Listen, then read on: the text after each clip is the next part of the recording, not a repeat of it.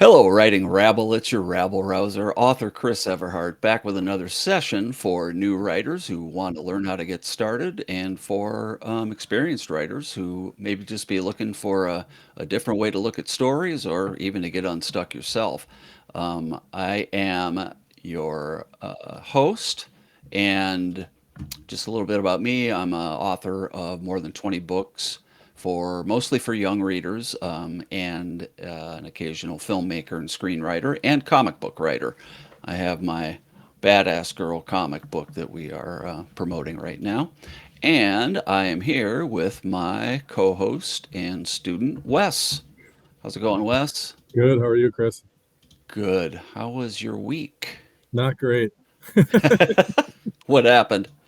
I got into a road rage incident last week that just sent me spiraling all week, and I just got overwhelmed. Hmm. It's like I didn't write the first night, and then I was I don't know. I spiraled. I didn't get much done. I took last Friday off, and Nice. I went to a coffee shop, and I'm gonna write. I'm gonna do this thing. I'm gonna do that writer thing that haven't done for years. Yeah. Did that, wrote for like 2 hours, and then realized the thing that I wrote doesn't even fit into my timeline at all. So I was like, Yeah. oh, great. So that just got me further discouraged. And I just sort of like went on a sabotage spiral of probably like just lack of confidence. And maybe in the last 2 days, I decided, you know what? I'm done with this like gamification. I'm not going to worry about doing 1,000 words, and so I just set a goal. I'm going to do 200 words. Hmm. That's it. I can do that. Yeah. And I did that. I did 450 or whatever. And I was like, okay, I'm done. I'm not trying, because when I force it, it just doesn't work. Hmm. Or it just comes out like, Russ, go to store is food eats, it just gets really like simple. So yeah, I'm kind of like crawling back into it, and I'm trying not to beat myself up over it because I was doing so well. And that's like the worst thing that can happen is when I get really like sure of myself and I'm like, I got 30,000 words. And then, you know what? That's like laurels meet Wes meet laurels. And then, Then let's so rest on them. yes, some Yeah. like false victory. Speaking of false victories, so Right. Well, you could have called your writing coach. He might have had something to share with you. right. And then he would have got me going, and then I wouldn't have been able to sit in my own, spiraling depression. Oh, that's That's true. way That's more true. fun to sit in that righteous indignation than Yeah, actually get out of it. I do hate to take anybody's breakdown away from them. So, Yeah, but remember, we did the math last time that if you just write 200 words a day, that's 73,000 words per year, and that's a whole book. that's exactly what I thought. I was like, Yeah. that's what Chris would tell me to do right now. And I Yeah. should have called you. You're right. But Yeah. I Well, did do 200 words. So bad decisions make for good stories, right? yeah, exactly. Yeah, so that the rest of the writing rabble knows they're not alone in their occasional insanity. Yes. Yeah. Yeah. That's funny too that I was reading Stephen Pressfield's book, The War of Art. It's very good. I don't know if you've read it, but No, write it yeah, down. put that on the reading list. And he actually says in that book that the artist banishes chaos from her life because it prevents her from doing her work. Oh, wow. Yeah.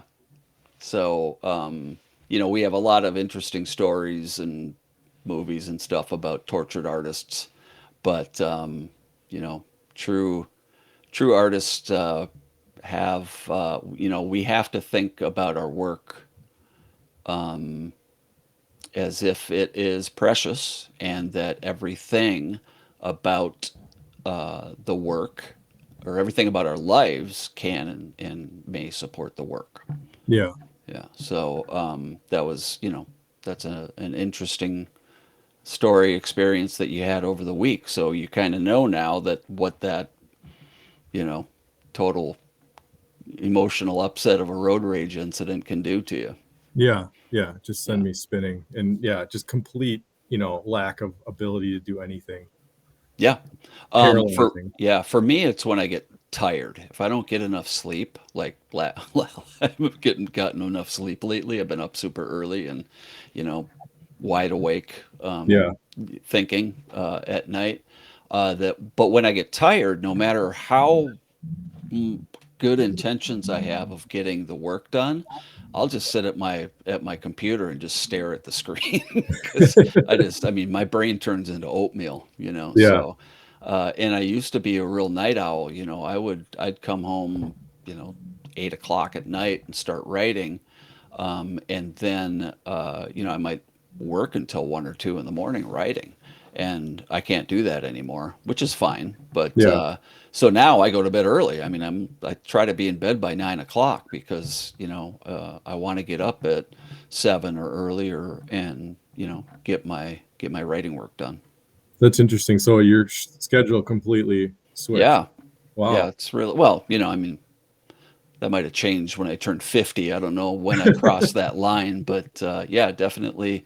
You know, now that I'm a little bit older, I'm not much of a night owl. And as a matter of fact, usually after 6:30 p.m., I'm pretty useless. All I can do is sit and watch TV until bedtime.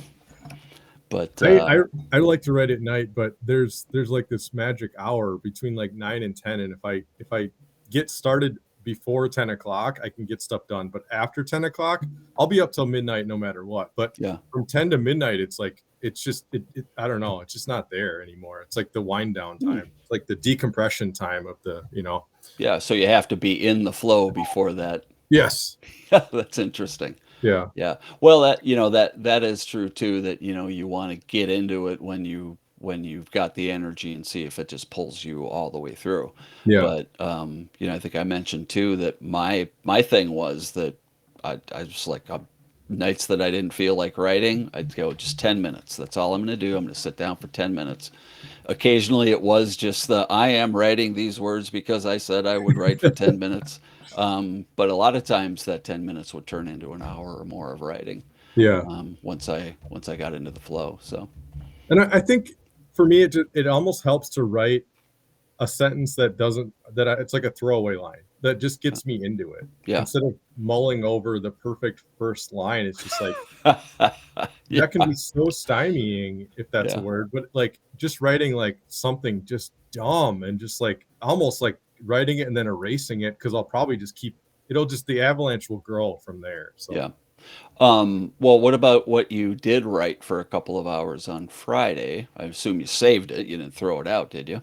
no, and it was Okay. good. And I think it'll work. It's just the other thing too is like when we moved everything to the right, when my goal change became my climax, then Mm, it threw off how I was thinking about it in my head. I was thinking about the story so in such a linear fashion that all of a sudden I had this big gaping pothole, and I that was throwing me off too. It's just like I just couldn't like I felt like a cyborg, just like I can't yeah, plug that in, and that's taken a while too to just kind of like stop and really just sort of like realign how this thing can go because it's for some reason as I'm going it's just so much easier to follow a path than I can't like plug and play as much, which would right. be nice, but so it almost has to like reformulate in my head before I can go again. So I think that's what was happening too.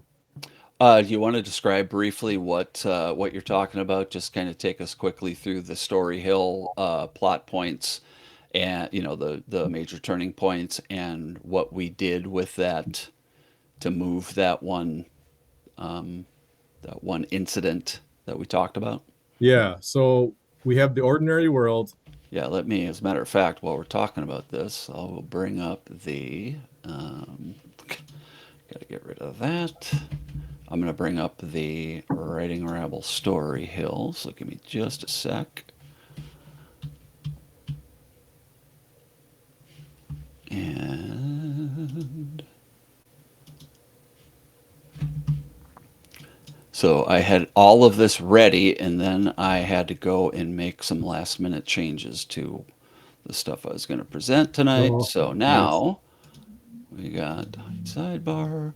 So now we've got the host scrambling to get this stuff up for the class. All right, but we'll go to window here. We're going to share that and add that to the screen. Let's highlight that. Okay, so take us from the left-hand side, ordinary world, up and over, and then talk about what we did with your with that scene that we talked about last week. Sure. So far I've been building up through the ordinary world, call to adventure. Um, we have Russ in his world. He's, king of the world. Everything's going great. Yeah, just give a quick context for what your story is. What's the premise?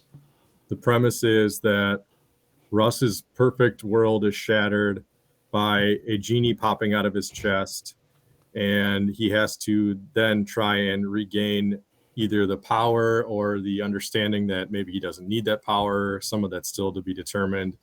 So he goes through the call to adventure and the inciting incident. Yeah, His so if dad you're just dies. listening, Rabble, around 10% is the call to adventure. 10% of the overall story. The inciting incident is about at around the 25% mark. Yep. And then the challenges of learning are Russ learning this new underground economy of luck farming, where he's trying to repay this debt that his father incurred by stealing this genie and implanting it in his chest. He, at that point, I had Russ having a face off with the big bad evil guy with Bill. Bob double crosses him, and that's revealed. And I had all of this happening at the goal change with a massive showdown inside of Russ's house where Bill had his family held hostage and was forcing Russ to go into super overwhelming, like Hulk mode in order to truly farm him completely. They had to get him all riled up and angry, and then he would spout off like a volcano, and then they would farm the hell out of him. Yeah, and you had And put that, or you'd written it, and you were thinking that it would be at that top of the hill, the 50% mark, which is the goal change. right, and after discussing it, well, after trying to write what would happen after that, it Mm, became apparent, and you pointed this out to me last week, that that's probably the climax, which would be actually at the 90% mark or just before that. mm-hmm. So in doing that, in moving that whole scene down the hill from 50% to about 85%, it left this glaring hole. And now I'm trying to figure out what to fill it in. I have an idea, and I just have to write it. There's going to be a natural disaster that changes Russ's idea of this whole economy, and he's going to now turn his back on the whole economy, and the gang of luck farmers are going to say, not so fast, you can't just leave us now, and then and that's kind of this new uncharted territory for me, is writing out this 50 to 75% mark. So Okay. So, and by the way, I just want to reiterate that what we're calling on the Story Hill Phase One, Phase Two, Phase Three, Phase Four, and Five and Six. What really is between the 25 and the 75% mark is what's considered in screenwriting and most modern story writing the second act, but it's really two acts. And that is the part that scares the bejeebers out of writers. That's yeah, the hardest. It's most of the story, and it's the hardest to write. yeah, because Yeah. it's the proof of, a character goes from being one way to being another, and you have to actually show your work. You can't just say Uh-huh. he's different now, just trust me. Right. So what's a believable way for this character to change? And yeah, Yeah. it's really hard. Yeah. And so, we're for that first half on the left side of the story hill, the character's trying to do one thing. And then at the 50% goal change mark, the entire apparatus of the story flips to I always get this wrong. It flips to a new but related goal, often the exact opposite of the original goal. Yeah, what was that text you sent me where you paused Oh yeah, Jaws right at yeah. that I was moment? yeah I was going through. boy, I've really been digging into central conflict because I'm realizing that that's what has been missing from my storytelling and my writing. Yeah. And the project I'm working on now for a publisher that I've been hung up on for a year now, I'm realizing that I never identified the central conflict. So I've been working at that. Um, so I've really been diving into that. But because of that, I listened to some podcasts or YouTube videos specifically about Jaws because it's such a good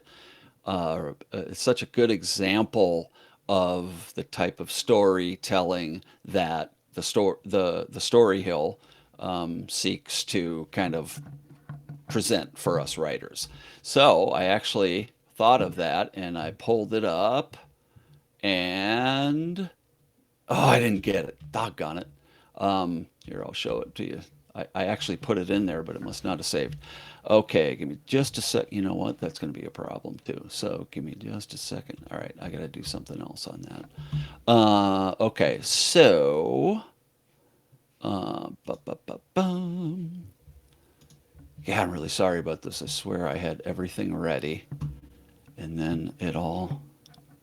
Yeah, there it is. Okay, give me just a sec here. All right, so why don't you describe that central process, maybe the central conflict, if you can. I know you're still working on it, but what is the central conflict? Would you say of your story? What is what is Russ needing or wanting, and what is he up against? Russ needs to get his life back. He wants to restore peace and privilege and order to his life that he once had. It's left him and he can't get it back. And it's going to be that did he really need it all along? I don't know. It's tough. That's what I'm trying to figure out because he's either going to just completely change or he's going to just slightly change. I don't know. It depends on how I set it up. Yeah, and we're going to go through that briefly today. And I don't know why this is not. I think I'm going to have to go another direction here. I'm just going to go straight to the thing that I put together here. So I created a presentation for today. I even did it ahead of time. I was all organized. And then everything's going kablooey for some reason. Okay, give me just a sec. Oh boy, best laid schemes. And then we had some minor technical difficulties before we started. Okay, now, and let's spotlight that. Okay. Okay, so if you're watching Writing Rabble, you can see the story hill here, how it goes. Ordinary world up to 10%, the call to adventure, refusal of the call, 25% is the inciting incident, goes up to 50%, which is the goal change. And the example here is I was watching Jaws because I was diving into central conflict, and I watched for this moment in Jaws, and it's almost exactly 50% of the way through the movie. Yeah. This is after Chief Brody's son almost gets et by the shark, and he pull him out of the water, and now he realizes that he has to go after the shark because for the first half of the movie he's running from the shark. Mm-hmm. The second half of the movie, he's going after the shark. He's hunting it. Yeah, And he's this, literally trying to pull the town away from the shark by right. clearing the beaches and all that stuff. Yes, and here's the other thing I realized is that just before this, he had a sheltered world win. He Oh, got everybody out of the water, oh, yeah, yeah, but the shark went to the pond yep, and went after his kid and his friends on the boat. And this is the moment that Chief Brody is deciding that he has to hunt the shark. Yeah. Yeah, it's pretty cool. It's crazy how it lines up like that. Yeah, that was funny. Okay, so digging into central conflict. Okay, we talked about this a little bit um, before. I presented this, but I wasn't quite sure where this was going to fit in. I think I originally called it the dramatic axis, which was not, I know that it's not, you know, technically correct. And then I called it the tension axis. But after I went through all of these contortions, which I'm sure I had to do to learn what I needed to learn, I realized that is to identify the central conflict. I realized that the axis that I had created probably is right for identifying the central conflict. Okay. So I don't know if you remember this. By the way, did you know we're on episode 10? Oh my gosh. Yeah, 10 of these. Woo! That's amazing. And you're up to what, 40,000 words or something like that? Yeah, 32,000. Yeah. If you're not careful, you're gonna write a whole book. Yeah, then what? Yeah, exactly. So the story I'm working on now, I've kind of kept it off to the side. I just wasn't sure if it was right to talk about it, but now we're going to use it as a working example for the stuff that I'm doing here Cool. with the writing rabble and the what I'm calling the conflict axis now. So what I'm going to do quickly is I'm going to switch off to another window to share because I want to show some of my work and what what I've been working on or how I've been working on this stuff. Okay. All right. So you'll recognize this. This is the Yeah. yeah. This is the my template with the writing rabble, turning points, and everything that goes into it for Scrivener. And you tried to hook this up this week, and it still didn't work. Yeah, I gotta spend more time with it Okay. though. Yeah, we can get together sometime and do that. Because I thought I figured it out, but we got to make sure that we're jibing in the right way. Yeah. Okay, so this story here, this is the premise of the book I'm working on right now. Teenage demon girl Cordy graduates to adult demon life, but knows she's not up to the task. Traveling from the top ring of hell to torment humans on the earthly plane, Cordy battles her deviant tendency to do good and accidentally does deeds that appear to be truly evil. Believing that Cordy is the wickedest young demon in her class, her bosses give her an important mission: exploit a cute, sweet human boy to help a former queen of hell bring the reign of evil back to Earth. As Nice. Cordy strives to meet everyone's evil expectations while hiding her truly good nature, and I don't say in here that she's being recruited by an outcast demon who wants her to replace him as a demon hunter on Earth. Mm, She begins to question the intentions of the demons she works for and grows ever more uncertain about her place in hell and Earth. nice. Okay. That's cool. Yes. Now let's show my work. These are all the key characters, key concepts, and then I actually had to rethink everything and create the first half goal and the second half goal for the first Oh, book. yeah. You can see them right there. I came Yeah. to that just this morning. I'm like because I was writing through my conflict statements, Yeah. and I actually said in one place it's not strong enough. Huh. There's not enough here for there to be a story. And one of the things I did was really digging into how to develop that central conflict or identify it. I actually created, you can see this here in yellow. I actually created a skeleton for writing out the central conflict. Huh. So Nice. blank protagonist wants or needs blank or state or blank stakes will happen, right? Yeah. So I went through all of that to really help me work it out. Now, using that conflict, that central conflict skeleton, here's what I came up with for Jaws.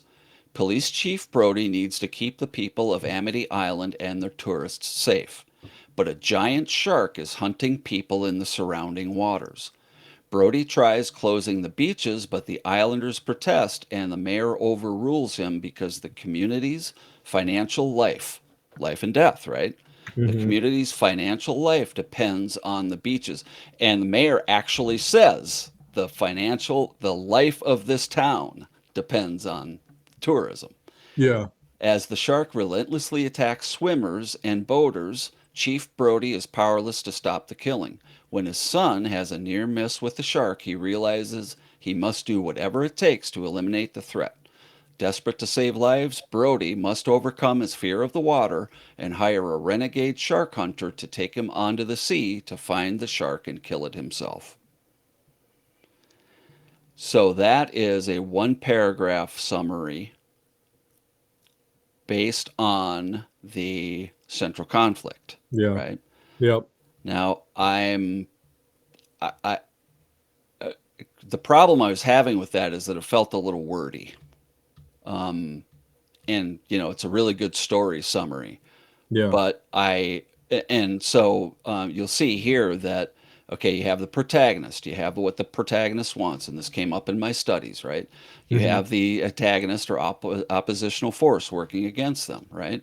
The protagonist tries certain methods but fails, and then there is what's called rising conflict a lot of people call it rising conflict, and then the final action that the protagonist must take, which is usually unthinkable or undesirable.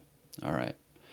So while I was studying, all right, I came across this is Glenn Gerson, I think is his name. I believe I put a video in the recommended viewing for on the Writing Rabble page. But here's his version of identifying the central conflict. And these are really good questions, right? 6 questions, he says, to really, you know, put the to really identify what the story is. Who is it about? What do they want? Why can't they get it? What do they do about that? Why doesn't it work? And how does it end? So I started asking myself those Yeah. questions, Yeah. and went through the a lot of gymnastics to help me Yeah. identify that central conflict. Okay, so all really good and interesting stuff. I think anyway. I think Yeah. if you're a story geek, see the thing is that for a long time, I was just sitting down and writing, which is okay, but Yeah. actually having now identified the fact that I was missing that central conflict, now I can see what editors were identifying or not seeing in my stories, in my books that they wanted or needed to see. Were they explaining that to you, or was it? No, no, they never. They just say no. Oh, I see. If they say anything at all, if you get any Okay. response, it's yeah, not for us. I No, see. nobody. They don't. I'm frankly, and I don't expect them to. They don't have time. Yeah. They're reading hundreds of manuscripts at a time. But now here's the other thing: is that I believe that, and a lot of editors will say this, that they can tell within the first few paragraphs if the book is going to do what it needs to do to Really? yeah, yeah. And if you think about it, if you read thousands of manuscripts, which they do, they're looking for that specific well, and it may not be specific in their minds exactly. Yeah. They may not be saying looking for that strong central conflict. They might be saying it either the book either promises something that it will pay off or the first few couple pages do, or it doesn't, Yeah. right? So Yeah. if you don't have that, then they're like, you know, not, not for us, I So, wonder, and I refuse to give them too much credit. I just wonder if, like, because they read so much that they have no patience. well, when it comes to editors too, yeah, that's true. They're also there's a few different things that they're looking for, and frankly, you know, if they're average editors, what they had for lunch might influence how they Right. react to a manuscript in the afternoon. Really good ones are able to identify when there's something there that needs to be worked on, and they can work with an author. But honestly, unless you're Stephen King or Michelle Obama, it's kind of they're just guessing too. There's no benefit of the doubt because they can't afford to. They got to keep Yeah. it moving. Well, Yeah. they get thousands of Yeah. manuscripts, a Yeah. year, if Makes not a sense. month. Yeah. So, and the game that we're playing now is more with the self-publishing model, Yeah. which is great because your book's going to get out there. Whether anybody reads it or not is another thing. But that means that it is incumbent upon us as the writer and the publisher Yeah. Yeah. Yeah. to develop and offer the best product, right? Yeah. That's why we're going through all this, or why I'm going through it at this stage. Hmm. So yes, I can now see what has been missing from my writing, which is really sucks after 20 years. But that's my path.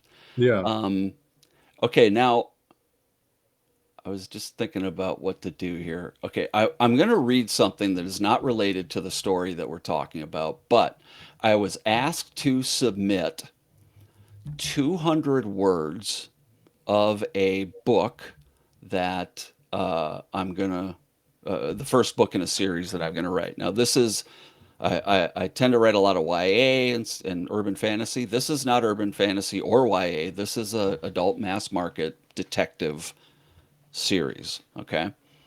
Now, you tell me if these 249 words are making a promise to the reader and to you that you believe is worth reading. Okay. Okay. A lot of pressure here. Well, just be honest, because if I ain't got it, I need to know. Okay. Okay. 249 words. Okay. I'm not going to mention the title because it's so good that I'm afraid somebody will steal it. Nice. Because this idea actually started with the title. Okay. Okay. Okay. Here we go. Ready. You've seen me on YouTube. I'm the crazy bitch who throat punched a reporter for asking, "How does it feel to be trailer trash again?"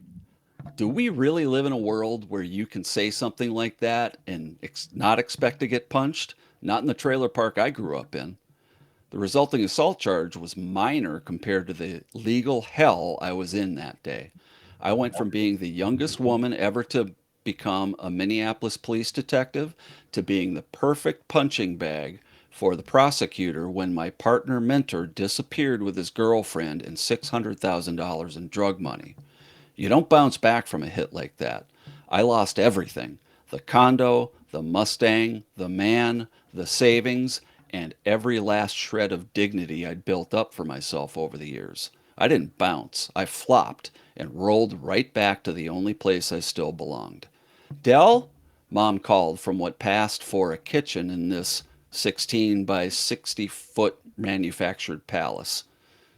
The thin doors never did offer much privacy, but any time I dared complain growing up, Mom was happy to remind me that paid for is fancy to me. "You're meeting Rex today, and you're not coming home without a job," she warned. I kicked my blanket off and sat up on the edge of my twin bed. "I have a job," I muttered. "Delivering pizzas in the dark is not a job. Damn these flimsy walls." So that's the first 249 words of this story. Where's your partner? Right. And what's she gonna do to bounce back? Hmm. Yeah, no, it's all there. Yeah. I'm interested. I actually wrote that on the fly. I had written the first chapter, but somebody asked me for this kind of on the spot, so I hammered it out on my phone, and this is the new opening for this book. Wow. Yeah. So you got central conflict there? Yep. Yeah, she got screwed by Yep. somebody, had a Yep. major fall, Yeah. and now she's delivering pizzas Yeah. and Living at living back home. in the trailer with her mom. Yeah. Throat punching is always good. Yeah, she's a badass. Yeah, yeah, I can't wait to see what she comes up with. How's she gonna get out of that? Yeah. So that's just, you know, what I'm learning at this in this phase. I've written a lot of words, man, but and maybe it's part of my, defiant attitude, but I just never really learned this stuff. Yeah. All right, so let's look at what I'm now calling the conflict axis. Okay, you might remember that we talked about this. And if you're listening, Rabble, basically this is a page with a cross in the middle, and at the top, on one side of the cross, it says wants. On the other side of the cross, it says needs. On the bottom quadrant of the um, of the axis, it says anti wants. Under wants, and under needs, it says anti needs. So basically, what's working against what the character wants and what's working against what the character needs. Now, I had this brainstorm a while back that when it comes to what a character wants, we start out that starts out as being shit. I got that backward. I don't think I ever fixed this. You know what? Because what the character wants is a plot point. All right. What the character needs is a character arc point. Look at this. Look at this magic. I'm doing this right on the fly so That's everybody can crazy. see it. Yeah. By the way, this is Canva. It is Oh, awesome. It is yeah. awesome for easy graphic design. It's free. Yeah, I pay for the extra, but yeah, Oh, okay. it's really good. Okay, so and then I hope I'm doing this right. Otherwise, I'm just going to put it all back, but pretty sure I am. Okay, so the idea is that what the character wants is a plot point. It's exposed, right? It's out there. Yeah. We know what the character wants. What the character needs on the other side is a character arc point. Okay.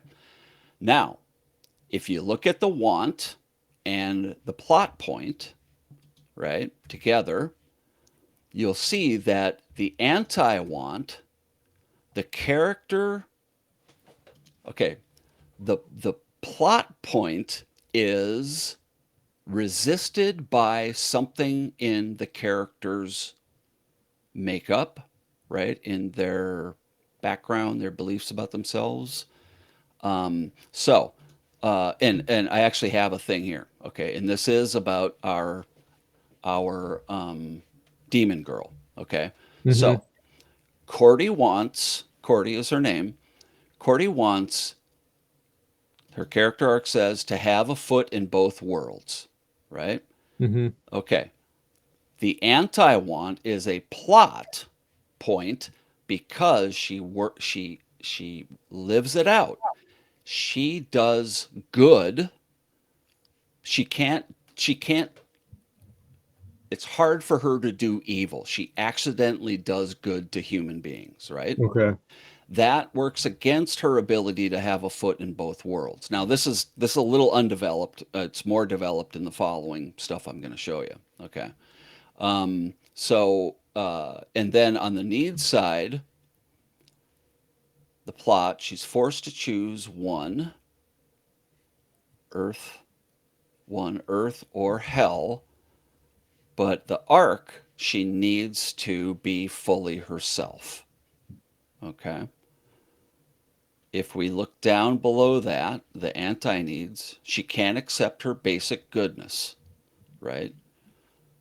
And I don't think this is working, is it? This isn't making the kind of sense I want it to. I think I have a better thing here. Okay, so let's skip down because what I did was I created a clearer idea for how this can work. All right, so what I did was I created the conflict line. Now this is for a single book or story. Okay, Okay. you have her wants, which is a plot point, right? It's Hmm. exposed. It's something she'll go after. Then you have her needs, which is a character arc, right? Which Hmm. will she'll work through the story. In the next section, there's resistance and obstacles. Okay. So you see it's pointing back because it's resisting her wants and needs, right? Yeah. And then the next um, the next block is solutions. And it says plus or minus because those solutions may be good or they may be bad solutions, right? Okay. And then at the in the last quadrant, she's going to get results. They may be good, they may be bad, right? Hmm. So what we're describing here is the central conflict, right? Yeah. There's stuff that the character wants and needs.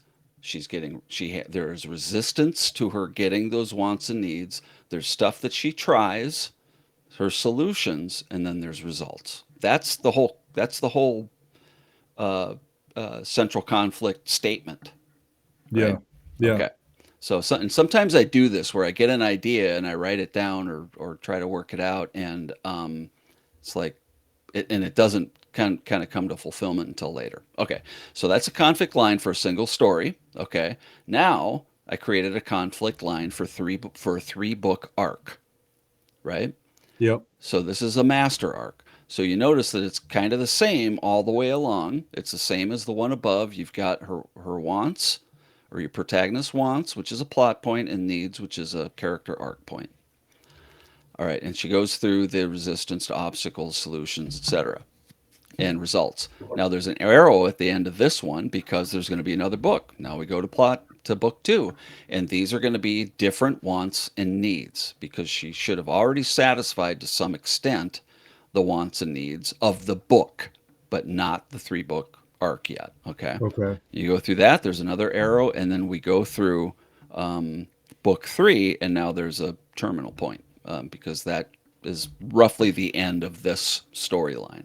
Yeah. Because one of the things that we want to do if we want to be commercial writers, generally speaking, not for everybody in all cases, but I think of books and stories in 3 book sets or arcs because my research and listening to other writers who are self-published, it's a really good idea to have 3 books to test out if the series is viable and popular. Okay. Hmm. Yeah. All right. Now I put a yellow arrow and a yellow block in book 1 wants, right? And Hmm. then a corresponding yellow block down at the bottom in book 3 needs. All right. You see that? Hmm. Okay. Now let's go on and I'll show you how I work it out for Cordy on my whiteboard. Okay, so in book 1, because she's defective and she knows that defective demons or demons who get caught doing good Yeah. get killed, she needs to hide. She wants to hide her goodness so she can survive, right? Right. What she needs is to discover her strength and her true power. Make sense? Yep. Okay. Now, the anti want to she needs to hide and survive, the plot point is that when she goes to Earth, when she goes to the earthly plane, she gets exposed to humans, which forces her to do good because she can't. She has to try to protect and do good for humans. Yeah. Right? Okay. The anti-need, the thing working against her discovering her true strength and power, is that she's looped into the evil plans of her bosses, and the general expectations of hell society. All right. Yep. Follow me? Yep. Okay. Now this is super super basic, boiled down to the skeleton story, Yeah. right?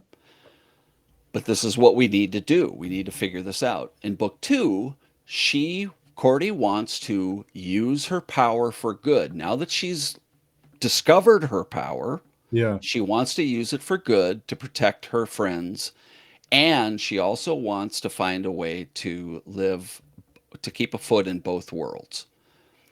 But she needs to learn how to manage her power, Okay. right? Now that she's discovered it, she needs to learn how to manage it.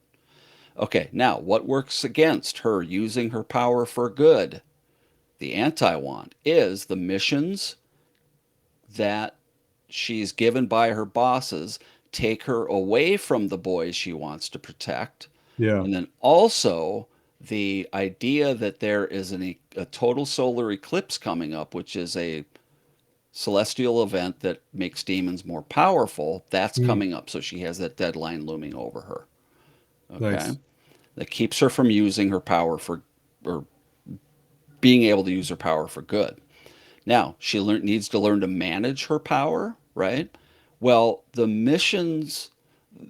new mission in book 2 that she gets, the new job she gets from her bosses, is to betray her demon hunter teacher, who is the one who can teach her to manage her power. Right? Yeah. You see Yeah. the central conflicts Yeah. here Yep. in each book, right? Yep. Now, in book 3, she has a much higher want, and that is to save humanity from the evil plan to bring hell to earth again. What she needs is connections and belonging. Okay? Yep. The anti want, what's working against her ability to save humanity, is that the big bad demon who's named Hala and is the former queen of hell who wants to bring hell back to earth is trying to recruit Cordy.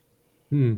Yeah. And it's not looking like too bad of a deal, frankly, Yeah. Yeah. considering what she's been through. Now, Cordy needs to have connection and belonging, but when this book starts out, she's actually isolated from all her allies Okay. because of stuff that she did at the end of book 2.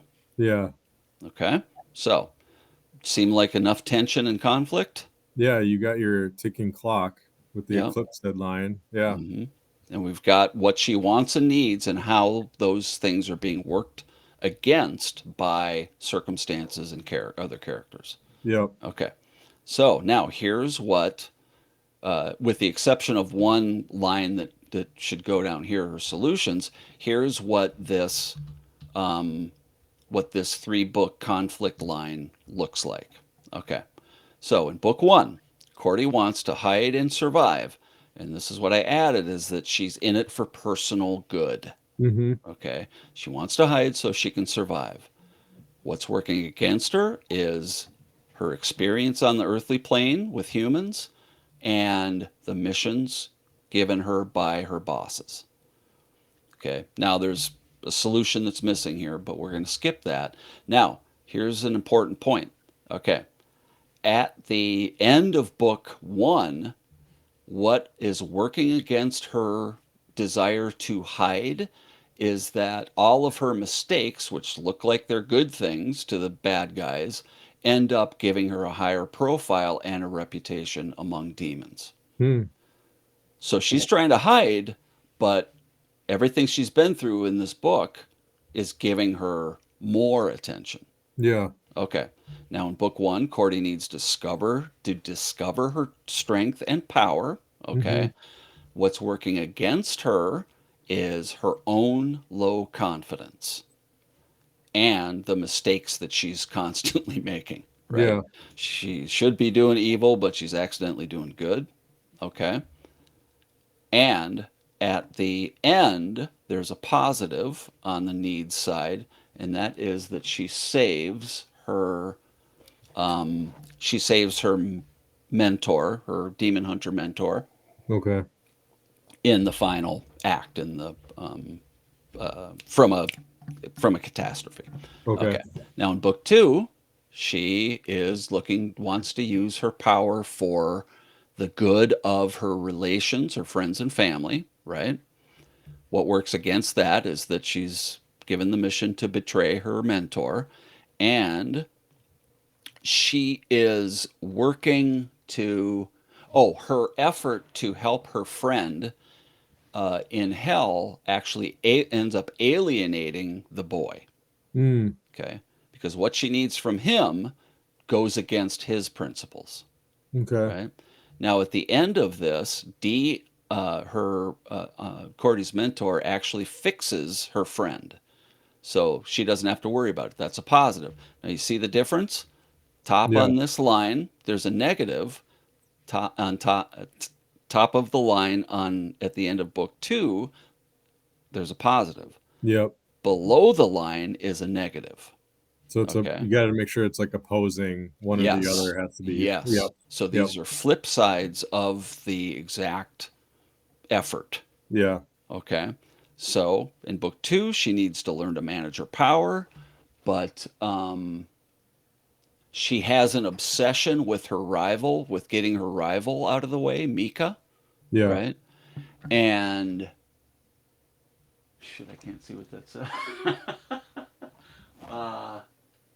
Oh, and she's desperate to impress the boy.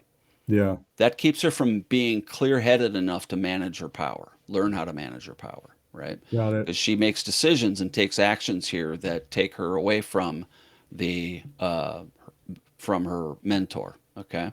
Yep. And what she ends up doing is a negative at the end. She botches a trapping spell on Mika that brings the whole thing down on uh, on her mentor's operation. Okay, is this still interesting, or am I Yep. losing? Yep. Okay, gotcha. All right, and so book three, she's looking to do universal good. Mm. Okay, so book one, she's trying to do personal good. Book two, she's trying to do good for her relations. For book three, she's trying to do universal good, save humanity from Hela's plan, right? So Yep. what's working against her is Hela's plan and Hela's power. Now, at the end of book three, which is a terminus here, Yep. Cordy will have to leave home. She learns that she can't keep a foot in both worlds, and in order to fulfill her potential and stop Hela's plan to take Earth, she has to reveal herself fully, which means she can't go back home. Oh yeah. That's a negative, right? Yep. Above the line, that's a negative. Yep. Now, below the line, what she needs in book three is to accept and express her full self and become a leader. Yeah. Okay. What's working against that is that at the beginning of the book, she's isolated and exiled from her um, allies, and also that she knows that what's working against her in becoming her full self and becoming a leader is that it equals leaving home. She won't be able to go back home to Yep. her regular life. Now, below the line at the end of book three is a positive. She defeats Hela. Yeah. She stops that demon goddess from taking over Earth. All right. So, questions. Well, it kind of reminds me of, like the middle story has to like Empire or Matrix, or like the second story has to end kind of really poorly Hmm. so that you can kind of come back up again. And the stakes have to keep getting raised. In the first one, she's trying to just protect yourself, but by the third book, Cordy's trying to save the world. So Yeah. it escalates from there. So Hmm. Okay. Do you have any questions about the content? Because questions will help me refine this. I like, not really a question, but it makes sense to think of it as like one or the other. Like it's an equation that has to balance out. Like you need a Mm, plus on one side, you need a negative on the other. yeah. Um, and now I want to go and just apply this to what I'm trying to do. Just don't let it freak you out. Just keep Yeah, writing. But let's get back to this because I think that this phenomenon is in there, and that is what I pointed out about the opening character wants in book one yeah, and the fulfillment of the character's needs in book three being sort of opposite. hmm, Let's see. So we start in book one on this timeline. Cordy wants to hide. Book three, below the line, she has to become her full self and lead. and lead and the opposite of hiding. Yeah, Yep.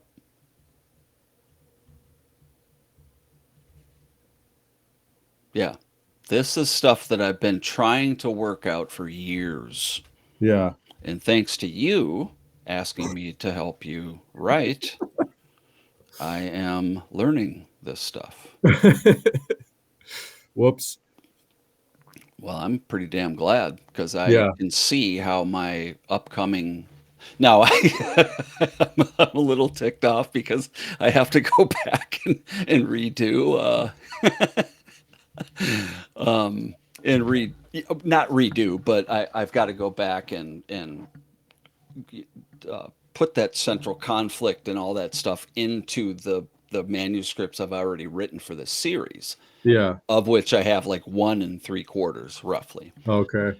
And I can tell you right now that it's a lot easier to figure this out ahead of time than it is to figure it out later and then try to cram a steel I-beam up there to Yeah. to stiffen it up, Yeah. right? So that's going to be part of my writing process going forward is identifying that central conflict early.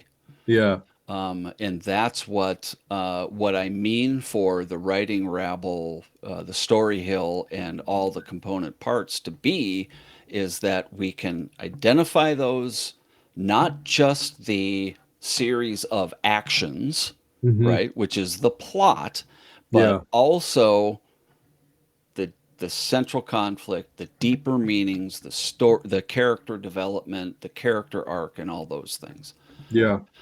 because that's what a story is. Yeah. And it looked a hell of a lot easier before I started studying all this stuff. Well, and I like that the central conflict, the way you have it laid out, is it's like your elevator pitch. I mean, if you can't sum it up in that brief paragraph, then Mm, you probably don't have it. And maybe that's what I don't have right now is if I can't, when you ask me that, it's like it doesn't click right away. I have to think about it, which means it's probably not dialed in yet. So that's a good yes. exercise to keep coming back to is what is my central conflict and does it pan out? Does it shape out? And if it doesn't, then those are probably problems that I need to address. Yeah. I mean, maybe it's not a fully baked story if we don't have all these component parts. Right. Um, I've heard of the story Spine, which I believe I'm not 100% sure. I looked into it a while ago. I believe it's kind of along the same idea though.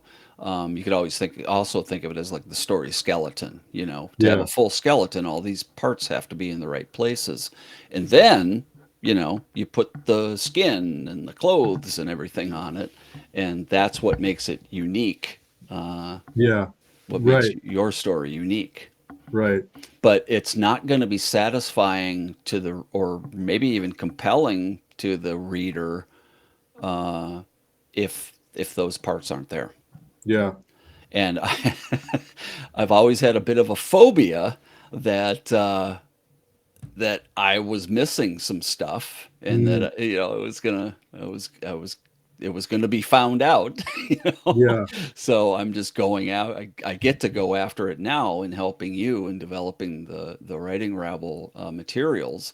I get to go after it proactively rather than have somebody, um, come back with negative comments. Because honestly, even if somebody says it's not quite good, it says it's good, good characters, good scenes and dialogue, but that's about as much as they're going to be able to say. The average Yeah. person, Yeah. maybe even the average, well, I won't say the average writer because that's not fair. But I do think some people do it naturally.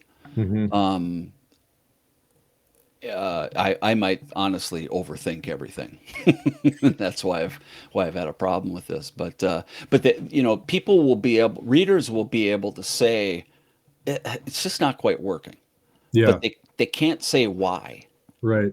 We're the ones who are obligated to know why, to know Yeah. this stuff. This is our job, Right. right? And it looked a lot easier before Everhart started showing you all this stuff. Right? Yeah. Yeah. Yeah. So, so that was a deeper dive into story. I mean, central conflict, Yeah. and we will be moving forward and making sure that we develop that in our stories. Yeah. Okay. Absolutely. Yeah, and hopefully, again, you're getting this 15, 20 years ahead of me. So, Yeah. Appreciate it. yeah. Oh, you're welcome. Uh, I wish you'd never asked. I wish I never asked. But no, this is really good. This is really good. And again, Rabble, if I don't mean by any stretch to say that this is the way to write stories or the only way. It's not. This is just the way that I've developed that makes sense to me. The other thing that I should say too is that I realize um, that the Story Hill as it is right now may be a little more thriller, action, adventure centric than it would apply maybe to like the detective fiction or romance or something like that that have pretty specific components or tropes that need to go in there. But I don't think it's very far off. I think that what it more likely is that as I get into a little more detail of those challenges of learning and challenges of applying, and some other things like some of the finer character development points that those are the things that really that separate the genres. Hmm. The detailed things that go into those more detailed slots, Yeah. right? But also, I want to say that this is this type of storytelling is based heavily on film because reading has always been a little extra work for me. So I haven't always been a really good reader, but I love movies, and that's where I take a lot of my cues and inspiration. So, but I don't know. I think I'm on to good book writing as well. What do you think? I think so. Um I think the story hill can be sort of a bunch of little moments throughout a bigger, longer book. But I think Oh yeah. there's an overall sort of like structure that it follows and aligns up with. But there's maybe like mini hills along the way, kind of like peaks on a bigger mountain. So Oh yeah. yeah. Yeah, and there will be more books. How is this? How is this helping with your stories? How you think about stories and writing, or It's helping. how is that hurting? Well, it's hurting because it's stopping me from just writing whatever the heck I want and going off on 500 tangents and having it make no sense. So I'm obviously tongue in cheek there, but Yeah. no, it's good.